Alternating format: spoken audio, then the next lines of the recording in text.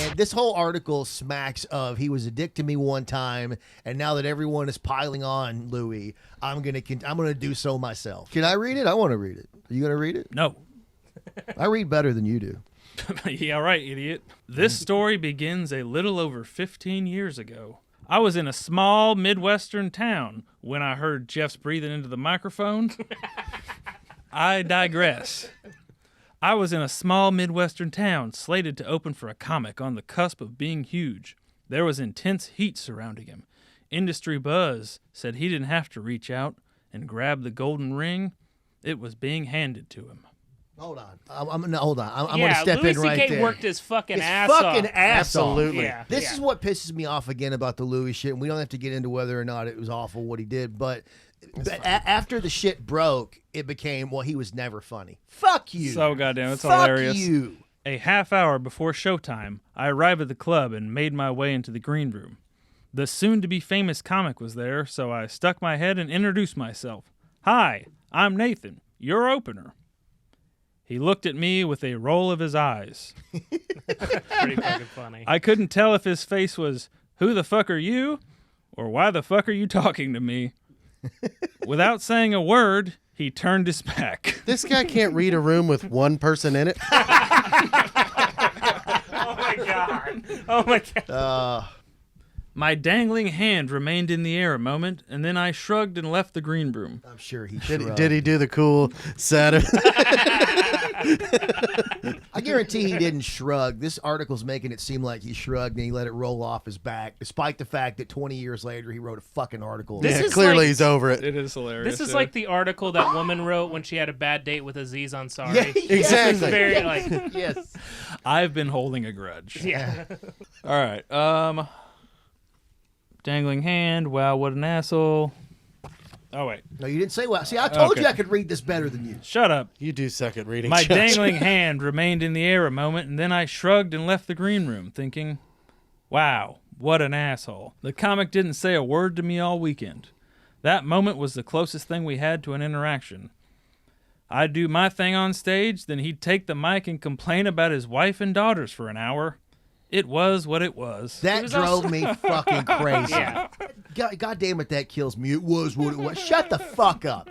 Shut the Yeah, fuck like up. you were somehow on par with him. Yeah, and I'm Like, but my stuff's about being single. I'm Exactly starting to right. like him. I'm starting to like him now. After those shows, the buzz proved itself correct. The comic went on to get his own TV show, then a couple of specials, and then another TV show. a couple of specials. Yeah. He hosted SNL and was praised for his Multiple daring times. and unique takes on life. Critics sang his praises, comedians championed his brilliance, and Yeah. audience flocked to his shows. I watched all this through slightly bitter eyes. Whenever his Slightly? name came up. Fucking Yeah. slightly? Are you kidding me? Right. Yeah, so what? I wrote some haikus about him. Yeah. Whatever. Right. And look, to be fair, I get he did a show. Louis was an ass to him. He got pissed off, and then Louis got successful, and he was like, "Fuck that guy." I get that part. Absolutely. We I all- get that part of the Absolutely. story. We all get that. Everyone that does comedy for any amount of time has a hit list. And everyone. All right.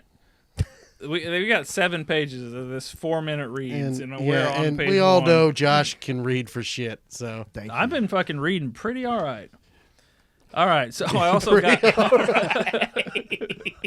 he's not exactly hooked on phonics here. I watched all of this through slightly bitter eyes. Whenever his name came up, I'd flash back to our weekend together. It's like they're lovers. I'd flash back to our weekend together 50 Shades and of Gay. come in my pants. He slowly unzipped his pants. Why is 50 I Shades of knelt. Gay so I knew funny? we shouldn't have. He showered me with cum. He did ask me to jack off in front of him. Okay. It was supposed to be a race. Then why do I always lose? Then I'd do my best to get on with my life and not worry about it. Then the hashtag #MeToo movement arrived. Turns out the comic I'd worked with had some skeletons in his closet. Apparently, he had a habit of asking female openers to his hotel room, shut up, then seeing if they'd mind watching him Masturbate. Whoever could he be talking about? Yeah. Like, I hate that he didn't use his name. So when you click on it, before you even read the article on Facebook, it's titled or whatever, gratitude, the importance of gratitude. yeah, I believe it was titled Comedy is Hard, Gratitude is Harder. But this isn't about gratitude. This whole thing is... Gratitude is the disguise it's wearing. You know what it is, yeah. Exactly. Christ, I can fucking read it. All right, he's even got the shit highlighted, too. All right. Which might describe his irritation with me. If your kink as a married man with daughters is having your female... Oh, come on! You read like shit. Which might describe his irritation with me. If your kink as a married Why is man... everyone doing this voice? It's called reading, idiot. Yeah, that's how you read. It's a reading voice. It's your reading voice is like kind of sexy. If your kink as a married man with daughters is having your female openers watch you pleasure yourself, having me as a warm-up act ruins your weekend plans. Or does it? After the comic forced voyeurism on these women, his manager would reach out to the female comics. Tell anyone about this and I'll ruin your career, he'd inform them. Because why not follow up something horrible with something evil? I never really spoke publicly of our weekend together. I prefer to Because be there was some... nothing to fucking Nothing say. there. Yeah. He didn't fucking say, "Oh wow, you're really cool." I preferred to be someone he forgot about. Bro, Well, he never good. Oh, he remembered definitely you. did. He did. Yeah. Yeah, definitely. As if you had any bearing over his... As if you had any space in his mind at all. Prefer to be someone he forgot about than someone he actively didn't like. If I went around telling people, man, this guy is a dick, then he'd have every opportunity to tell clubs not to hire me. That's the backstory. He said Louis turned around. Maybe he was jacking off in the green room, and then Nathan, opened up. I'd be pretty perturbed too if I was trying to crank Yeah. one out before a show. What if conversely, Louis told everybody about Nathan? Like I was trying to jerk off, and this fucking weirdo in Peoria stuck his fucking head in. Hey, I'm your opener. The stall said occupied. What the fuck do you want? Cut to 2021. I was working in a small room in St. Paul, Minnesota. No shit.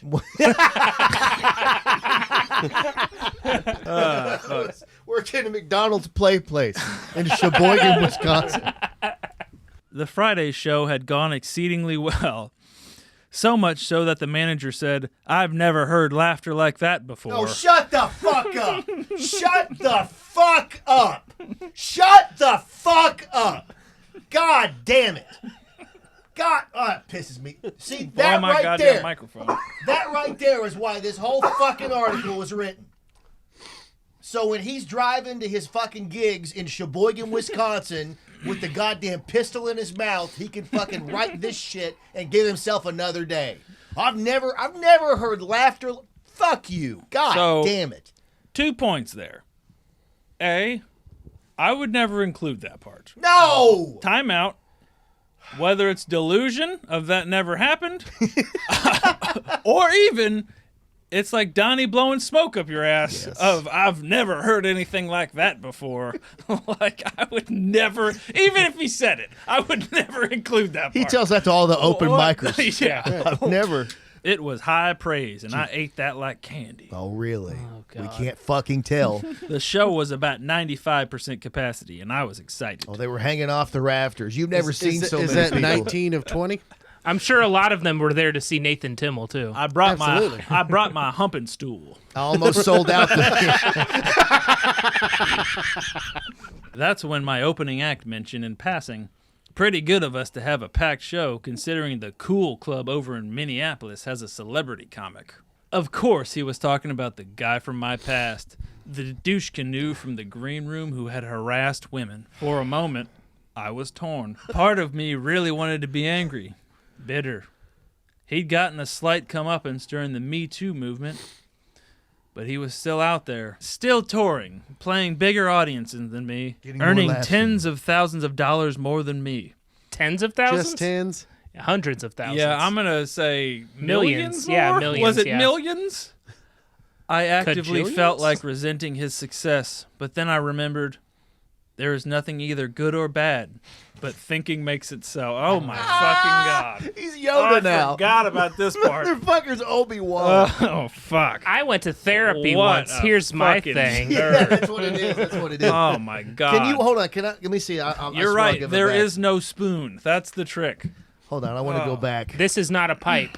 I actively felt like resenting his success, but then I remembered there is nothing good or bad. I thought 5 seconds ago I was in a good mood. Looking around at what was in front of me and enjoying that. What changed? Nothing changed, really. Other than me being a little bitch. Right. Nothing changed, really. I was made aware of something that shouldn't have any effect on my life. That's it. There was nothing either good or bad, but thinking makes it so. Did he? Okay, he did already say that part. I'm like, Jesus fucking Christ.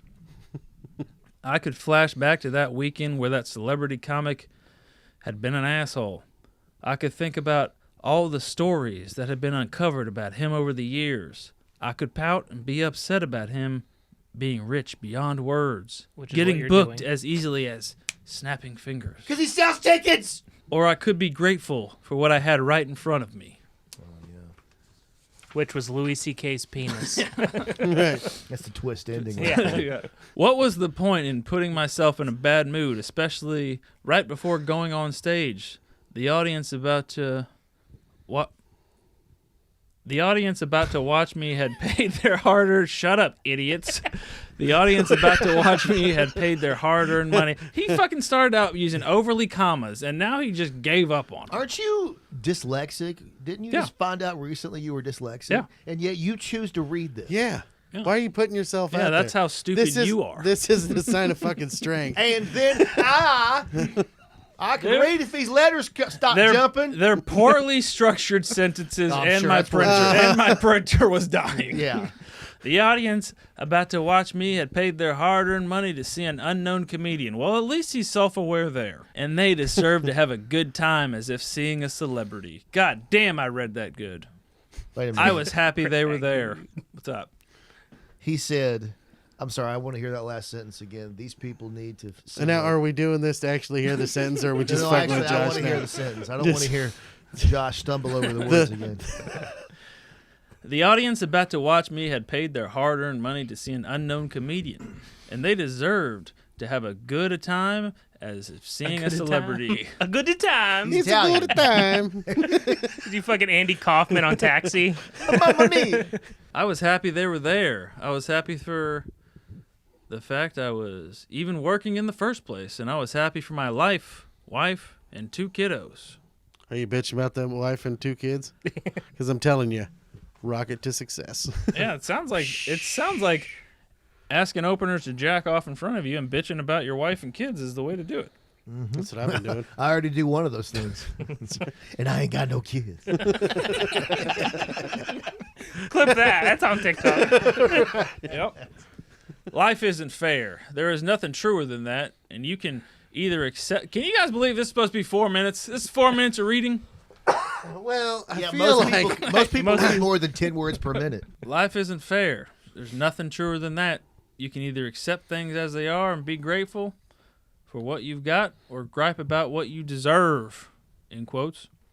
I've had my bouts with bitter and envious side of things, and they didn't get me anywhere.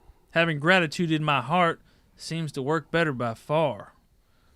I'm not saying it's easy, that it comes natural. I don't know why we're going slightly southern now. Or that I don't slip up and slide over the jealousy every once in a while.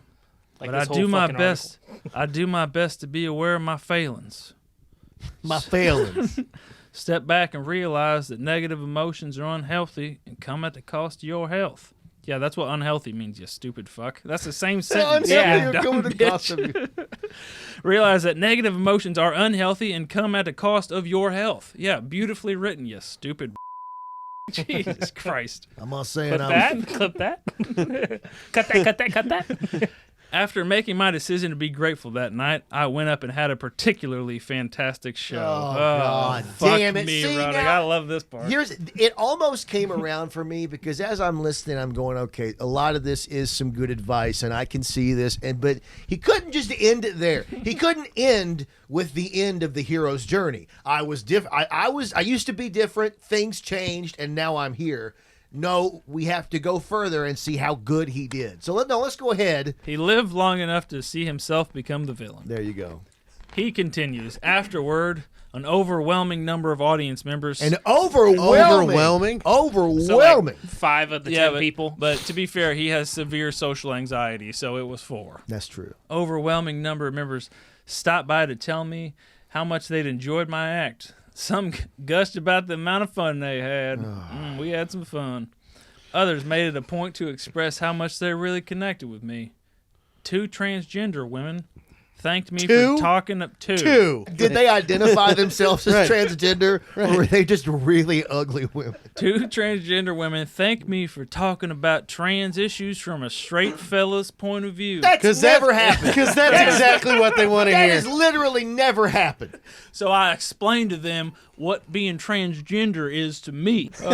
You think there's a lack of that? Is there a lack of straight white dudes telling you how they feel about trans people? That's exactly what trans people want to hear. Is another hot, spicy take from a straight white conservative Even a dude. fucking black dude is getting in trouble for that. That's what they hated about Chappelle was he was You're right. black and not being. Yeah. They're like, well, what? Bill Burr should have talked about this. Exactly. All right. Okay. From a straight fella's point of view, in both a funny and respectful way. Oh, stop it. Man, that's the best You part. can't. It's never both. What I want to know. Now I want to know his angle on it. Yeah. I want to know what groundbreaking take Nathan Timmel I has do want to hear this now. on trans women. He just stole Jim Norton's bits about sucking trans cock. That's what, But he does that though. Like well, no, that's what I'm saying. Yeah, Norton's a member of the community. Kind yeah, of. Norton's into that shit. He loves it. Yeah, he's trans adjacent. And then they go on. All too often, we're the butt of the jokes, one explained. The gross one. According to Nathan. Yeah, that would turn the whole article around for me. Finally, some balls. Oh, fuck. I gotta see where this guy's coming from. Following them, a man in a From My Cold Dead Hands NRA shirt approached me. God. I love how he's got to be like, I get everyone. I covered every demographic. Every basic. I bring them together. I'm like Christ. I got the African whores Americans, and I got American the fucking nerds. Africans, all of it. That's what Jesus said. I got the whores and I got the nerds. I'd read more of the Bible if it was that in it. Then he pulled a sick Ollie. He did the first kickflip. On water. It was the first kickflip on water. Jesus Hawk did the 900. Okay. The NRA shirt approached me with a wide smile. He shook my hand and said I was politically incorrect in, quote, all the right ways. Yeah, because those people have the best takes on what's politically incorrect. Those appreciations were incredibly... Jeff's breathing into the microphone. Those appreciations were incredibly rewarding, as we live in a day and age where I'm supposed to appeal to only one of those 2 demographics. Hopefully I'm doing something right. I've never been interested in fame or fortune. No. I've just wanted to tell jokes at a level that allows me to get by in life. And maybe I'll never make it. Who knows? Even if I do, I'll do my best to avoid becoming that asshole in the green room. Hold me to it. I've never been interested in fame or fortune. Yes, you have. You're a stand-up comedian. You do the art form where you're the center of attention, you fucking nerd. There's probably... What the fuck You're are jealous you of talking someone about? else's fame and fortune, so it's crossed your fucking mind. Yeah. I'm not even saying that's your one thing, but to say it is so goddamn out of touch to say you've never been interested in fame or fortune. All right, let's wrap this. Anybody got any final words? No, I will say this seriously, but I love how this video, the article that we read is almost like a really well-crafted joke, and let me explain why. It constantly, it starts off and you're like, I don't like this guy, he's an asshole. And then he says more stuff where you go, oh, fuck you for saying that, fuck you for saying that. But in the end, he almost makes a baby face turn, and he's like saying some real truths about gratitude. And I'm like, okay, well, at least I do agree with this. But then he ends it with and then I got through to trans people, and it's like, oh my God. All right, let's all end it on.